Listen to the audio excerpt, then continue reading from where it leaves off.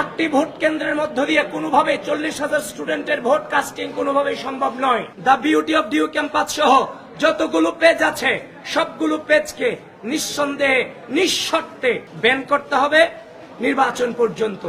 আজকে যে মিটিং ছিল সেখানে নির্বাচন কমিশন আমাদেরকে তাদের আচরণ বিধি এবং তাদের উদ্যোগগুলো আমাদেরকে শুনিয়ে গেছেন, কিন্তু প্রার্থীদের কাছ থেকে কিছুই তারা শোনেননি। তবে দুটা জিনিসের বিষয়ে আমরা একটু আপনাদেরকে সচেতন করতে চাই আপনাদের মধ্য দিয়ে। সেটা হচ্ছে, আপনারা জানেন যে ভোট কেন্দ্রের সংখ্যা কিন্তু মাত্র 8টি ভোট কেন্দ্র।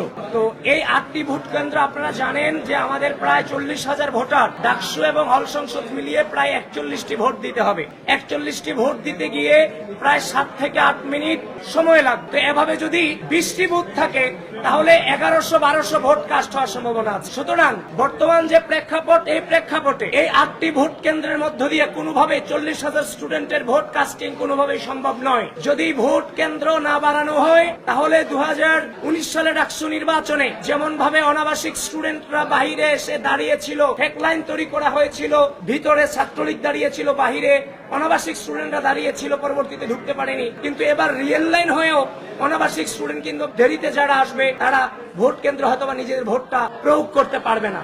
এজন্য বিশ্ববিদ্যালয় প্রশাসন, নির্বাচন কমিশনকে আমি আহ্বান করছি, ভোটাধিকার প্রয়োগ নিশ্চিত করার স্বার্থে অতি দ্রুত ভোট কেন্দ্র বাড়ানো হোক। ঢাকা বিশ্ববিদ্যালয়ের শিক্ষার্থী সংসদ তারা তাদের নাম পরিবর্তন করে শুধুমাত্র শিক্ষার্থী সংসদ এই নামে তারা তাদের গ্রুপ জারি রেখেছে, যেটা বিটিআরসিতে নির্বাচন কমিশন, বিশ্ববিদ্যালয় প্রশাসন চিঠি দিয়ে এগুলোকে বন্ধের আবেদন জানিয়েছেন।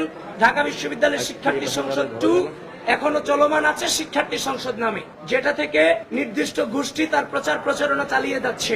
ঢাকা বিশ্ববিদ্যালয় প্রশাসন এবং নির্বাচন কমিশনকে বারবার বলছি, ডিইউ ইনসাইডার ঢাকা ইনসাইডার হয়েছে, ডিইউ আপডেট ঢাকা আপডেট হয়েছে।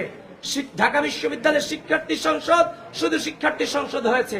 The beauty of DU campus সহ যতগুলো পেজ আছে সবগুলো পেজকে নিঃসন্দেহে নিঃশর্তে ব্যান করতে হবে নির্বাচন পর্যন্ত।